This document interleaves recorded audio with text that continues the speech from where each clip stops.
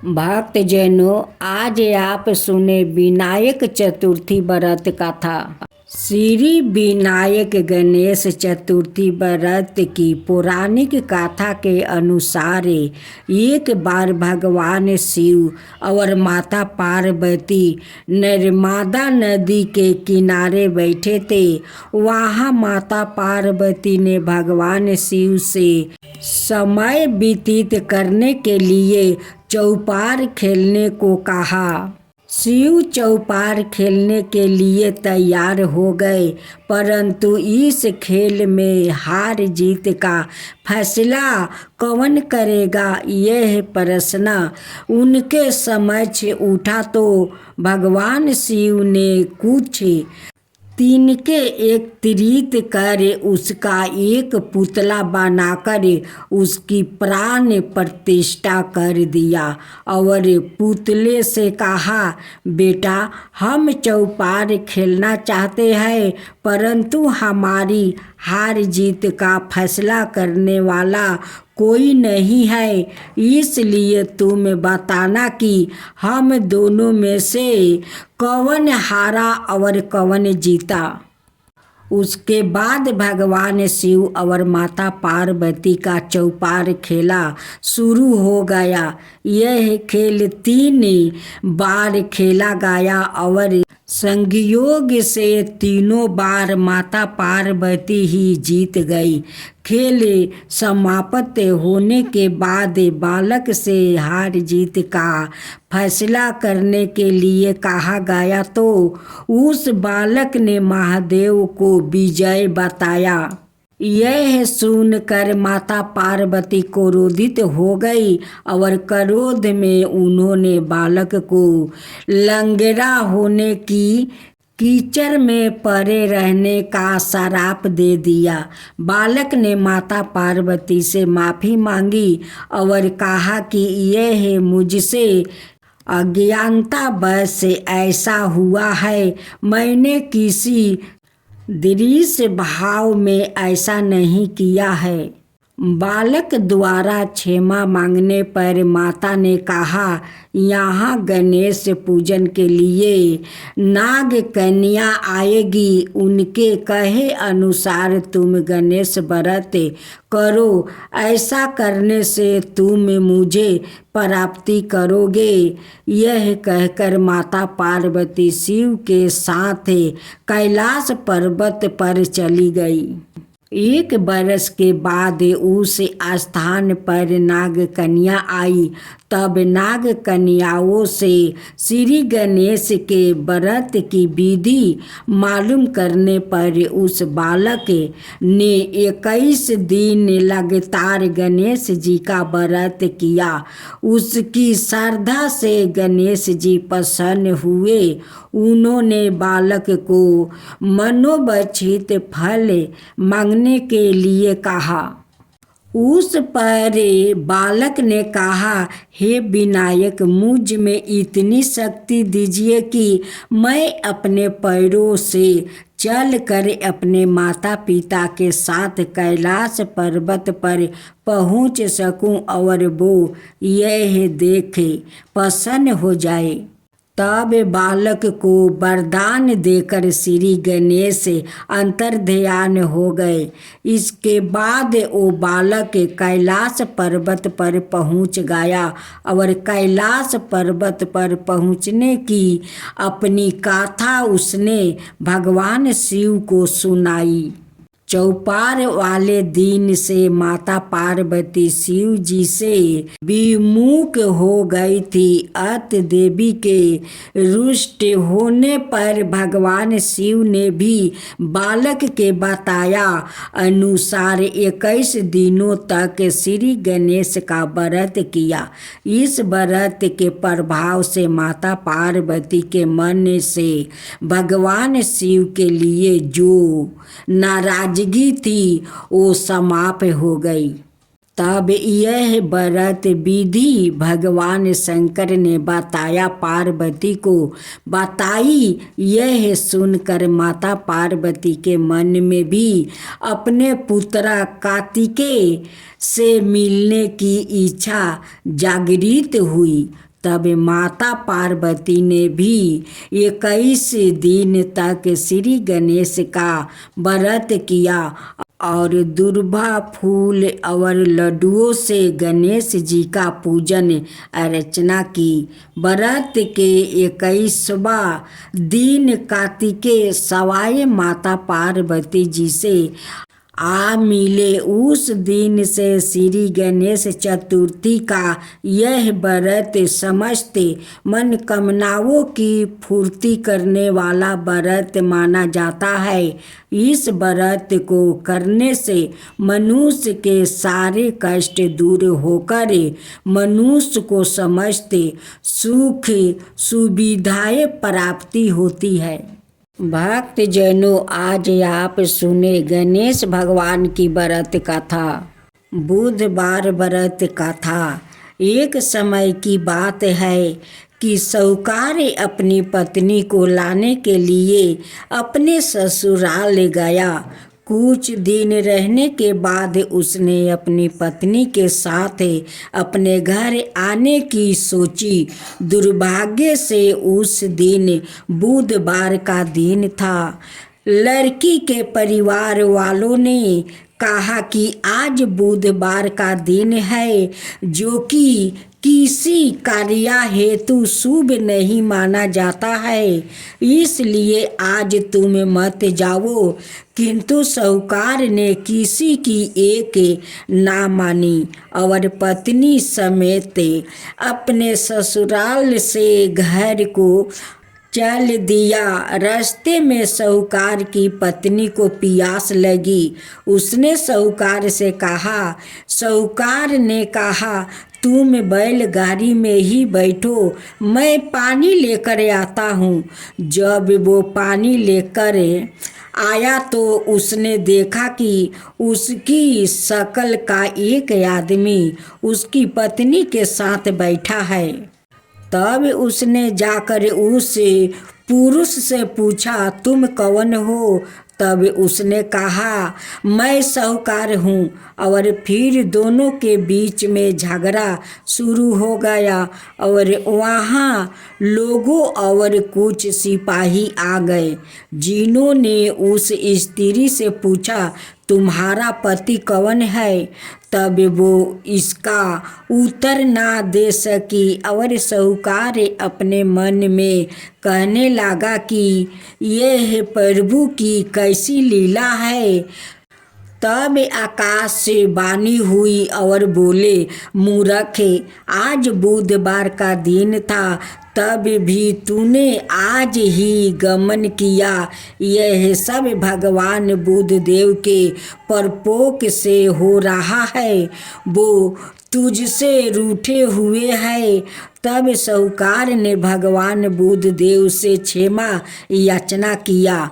तब वो आकाशवाणी खत्म हो गई और इंसान के रूप में आ गए।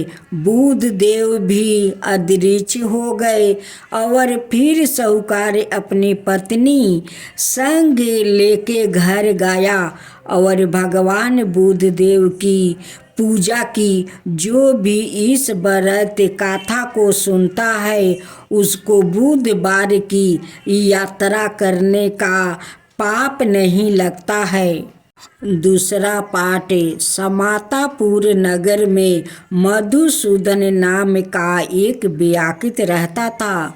वो बहुत धनवान था। मधुसूदन का विवाह बलरामपुर नगर की सुंदर और गुणवती लड़की संगीता से हुआ था। एक बार मधुसूदन अपनी पत्नी को लेने बुधवार के दिन बलरामपुर गया। मधुसूदन ने पत्नी के माता पिता से संगीता को विदा कराने के लिए कहा। माता पिता बोले, बेटा आज बुधवार है। बुधवार को किसी भी शुभ कार्य के लिए यात्रा नहीं करते हैं, लेकिन मधुसूदन ने नहीं माना। उसने ऐसी शुभ अशुभ की बातों को नहीं मानने की बात कही। बहुत आग्रह करने पर संगीता के माता पिता ने विश्वास होकर दोनों को विदा कर दिया। दोनों ने बैलगाड़ी से यात्रा कर रहे थे कि 2 कोस की यात्रा के बाद उसकी गाड़ी का एक पहिया टूट गया।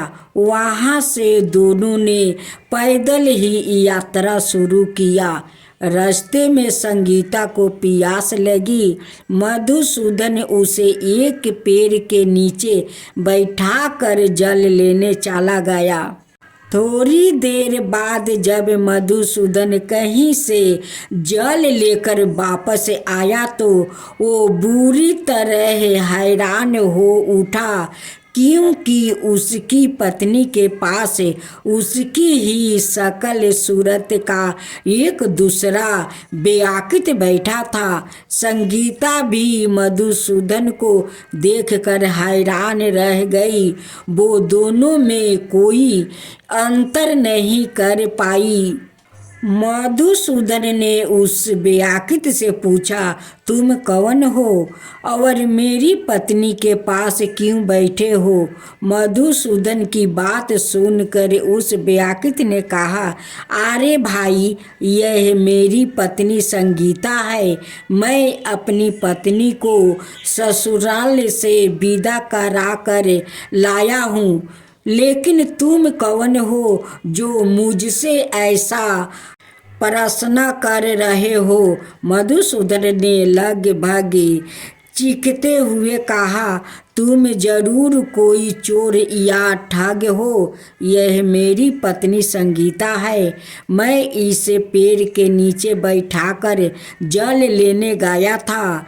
इस पर उस बेआकित ने कहा, अरे भाई, झूठ तो तुम बोल रहे हो। संगीता को प्यास लगने पर जल लेने तो मैं गया था। मैंने तो जल लाकर अपनी पत्नी को पिला भी दिया है। अब तुम चुपचाप यहाँ से चलते बनो, नहीं तो किसी सिपाही को बुलाकर तुम्हें पकड़वा दूंगा। दोनों एक दूसरे से लड़ने लगे। उन्होंने लड़ते झगड़ते बहुत से लोग वहाँ एकत्र हो गया। नगर के कुछ सिपाही भी वहाँ आ गया। सिपाही उन दोनों को पकड़ कर राजा के पास ले गया।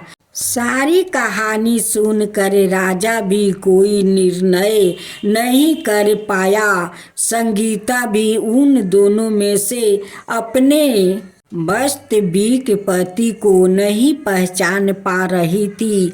राजा ने दोनों को कारागार में डाल देने के लिए कहा। राजा के फैसले पर असली मधुसूदन भयभीत हो उठा। तभी आकाशवाणी हुई, मधुसूदन ने, तूने संगीता के माता पिता की बात नहीं मानी और बुधवार के दिन अपने ससुराल से चल दिया। यह सब भगवान बुद्धदेव के प्रकोप से हो रहा है। मधुसूदन ने भगवान बुद्धदेव से प्रार्थना की कि हे भगवान बुद्धदेव, मुझे क्षमा कर दीजिए। मुझसे बहुत बड़ी गलती हुई है। भविष्य में अब कभी बुधवार के दिन यात्रा नहीं करूँगा और सदाए बुधवार को आपका व्रत किया करूँगा। मधुसूदन के प्रार्थना करने से भगवान बुद्धदेव ने उसे क्षमा कर दिया। तभी दूसरा व्याकुत राजा के सामने से गायब हो गया। राजा और दूसरे लोग इस चमत्कार को देखकर हैरान हो गया। भगवान बुद्ध देव की इस अनुकंपा से राजा ने मधुसूदन और उसकी पत्नी को सम्मान पूर्वक विदा किया। कुछ दूर चलने पर रास्ते में उन्हें बैलगाड़ी मिल गई। बैलगाड़ी का टूटा हुआ पहिया भी जोड़ा लाग गया। दोनों उसमें बैठ कर समतापुर की ओर चल दिया। मधुसूदन और उसकी पत्नी संगीता दोनों बुधवार को व्रत करते हुए आनंद पूर्वक जीवन यापन करने लगे। भगवान बुद्ध देव की अनुकंपा से उनके घर में धन संपत्ति की वर्षा होने लगी। जल्दी ही उनके जीवन में खुशियाँ ही खुशियाँ भर गई। बुधवार का व्रत करने से स्त्री पुरुष के जीवन में सभी मंगल कामनाएं पूरी होती है और व्रत करने वाले को बुधवार के दिन किसी आवश्यक काम से यात्रा करने पर कोई कष्ट भी नहीं होता है। भक्तजनों, आज आप सुने माँ वैभव लक्ष्मी की व्रत कथा। शुक्रवार का दिन माँ वैभव लक्ष्मी को समर्पित होता है। इस दिन माँ लक्ष्मी की पूजा अर्चना और व्रत किया जाता है। माना जाता है कि शुक्रवार के दिन विधि विधान से पूजा करने से माँ लक्ष्मी का आशीर्वाद प्राप्ति होता है और उनका साथ हमेशा बना रहता है। माँ वैभव लक्ष्मी का व्रत वैसे तो कोई भी रख सकता है, मगर जो लोग काफ़ी समय से आर्थिक संकटों का सामना कर रहे हैं और उनकी परेशानी दूर नहीं हो रही है, या फिर उन्हें सही रास्ता नजर नहीं आ रहा है, उन लोगों को हर शुक्रवार या व्रत पूरी श्रद्धा के साथ करना चाहिए।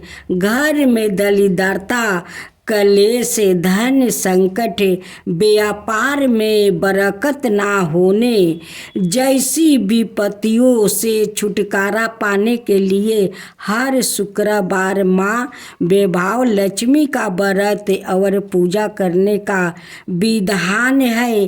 कहा जाता है कि अगर लंबे समय के बाद भी किया जा रहे प्रयासों के बाद भी अगर कोई काम नहीं बन पा रहा है तो व्याकुत को वैभव लक्ष्मी का व्रत जरूर करना चाहिए। इस व्रत को पुरुष और स्त्री दोनों ही कर सकते हैं। सुहागिन स्त्रियों के लिए यह व्रत ज़्यादा शुभकारी माना जाता है। व्रत का संकल्प लेने के दौरान मन में अपनी मनोकामनाओं अवश्य कहनी चाहिए। भक्त को अपनी श्रद्धा और सामर्थ्य अनुसार 9, 11 या 21 शुक्रवार तक माँ वैभव लक्ष्मी का व्रत जरूर करना चाहिए। शुक्रवार के दिन महिलाओं को ब्रह्म मुहूर्त में उठ जाना चाहिए। सभी नित्य कर्मों से निवृत्त होकर स्नादि कर ले। इसके बाद साफ वस्तु धारण करे और मंदिर की साफ सफाई कर ले। माँ लक्ष्मी का ध्यान करे और व्रत का संकल्प ले। पूरे दिन फलाहार कर आप व्रत कर सकते हैं। पूरे दिन उपवास के बाद शाम के समय फिर से स्नान करें। शाम के पूजा करने के लिए पूरब दिशा की तरफ मुंह करके बैठ जाइए। इसका बाद चौकी पर लाल कपड़ा बिछाए और उस पर बेभाव लक्ष्मी की तस्वीर या मूर्ति स्थापित करे। मूर्ति के पीछे या बगल में श्रृंगार रखे। मूर्ति या तस्वीर के सामने एक मिट्टी भर कर चावल का ढेर रख दे। इस पर पानी से भरा हुआ लंबे का कलश रख दे। कलश के ऊपर एक छोटी कटोरी रखे। इसमें सोने या चांदी का कोई आभूषण रख दे। वैभव लक्ष्मी के समक्ष लाल चंदन, गंध लाल वस्तु, लाल फूल अवश्य रखे। प्रसाद में गाय के दूध से निर्मित चावल की खीर बनाए। अगर आप खीर नहीं बना पाए हैं तो सफ़ेद मिठाई का भोग भी लगा दे। पूजा के बाद लक्ष्मी स्तवन का पाठ, चालीसा और आरती करे। साथ ही माँ के नियम मंत्र का जप भी करे। तो भक्तों जनों, आज आप सुने विष्णु जी ने शिव से किया वादा। एक बार विष्णु भगवान ने शिव से वादा किया कि वो शिव को 108 कमल अर्पित करेंगे। वो कमल का फूलों की तलाश में निकल गए और पूरी दुनिया में खोजने के बाद भी उन्हें सिर्फ 107 कमल फूल मिला।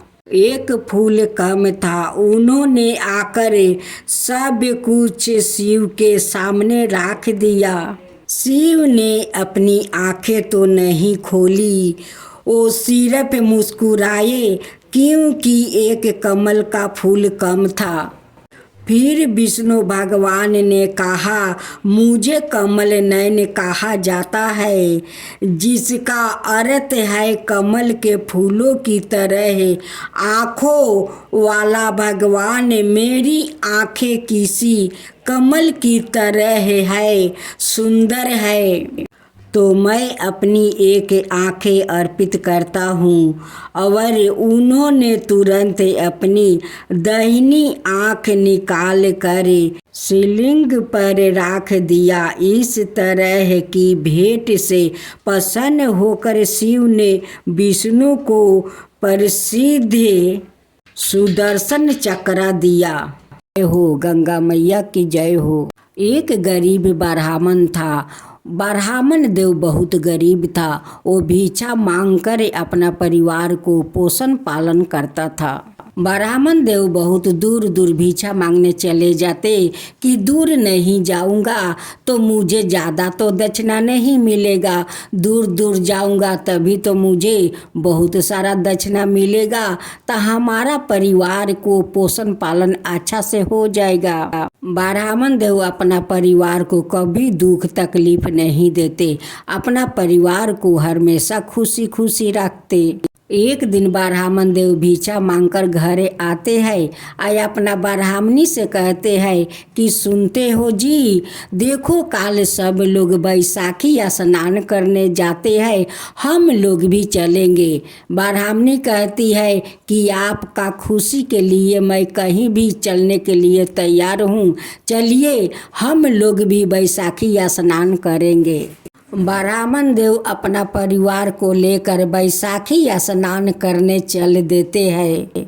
रास्ते में माँ गंगा एक बुढ़िया का रूप धारण कर लेती है। उनकी सारा शरीर का चमड़ा झूला हुआ था और रास्ते में एक लाठी लेकर बैठ गई। जितने लोग जाते वो सभी से कहती कि बेटा मुझे थोड़ा पानी पिला दे, बेटी थोड़ा पानी पिला दे, लेकिन कोई उन्हें पानी नहीं पिलाया। ब्राह्मण देव अपना परिवार को लेकर उसी रास्ते से जा रहे थे। जब उस बूढ़ी माँ के पास पहुँचा, बूढ़ी माँ कहने लगी कि बेटा, मुझे बहुत जोर का प्यास लगा है, देख मेरा गला सूखा गया है, कोई मुझे पानी नहीं देता है, बेटा तू पानी पिला देगा। ब्राह्मण देव कहने लगे कि माता, मैं ज़रूर आपको पानी पिला दूंगा। आप इस धूप में क्यों बैठी हो माता? देखिए बैसाख का धूप चल रहा है, नीचे धूल गर्म हो गया है, आप उस कदम का गाछ के पास चलिए, वहीं पर आप बैठिए, मैं आपके लिए पानी लेकर आता हूँ। ब्राह्मण देव जाते हैं, एक चुकिया में पानी लेकर आते हैं और उससे बूढ़ी माँ को पानी पिला देते हैं। बूढ़ी माँ पानी पी कर उनकी आत्मा को शांति मिल जाता है। बूढ़ी माई पानी पी कर उस ब्राह्मण को बहुत बहुत आशीर्वाद देने लगती है। कहती है कि बेटा, जैसे तू मुझे पानी पिलाकर मुझे जुड़वाया है, वैसे ही तेरा परिवार जुड़ाएगा, सुखी रहेगा, उसका कभी दुख तकलीफ नहीं होगा बेटा। ब्राह्मण देव कहते हैं कि माता, मेरे पास तो खाने के लिए कुछ नहीं है, मैं तो भिक्षा मांग कर अपना परिवार को पोषण पालन करती हूँ।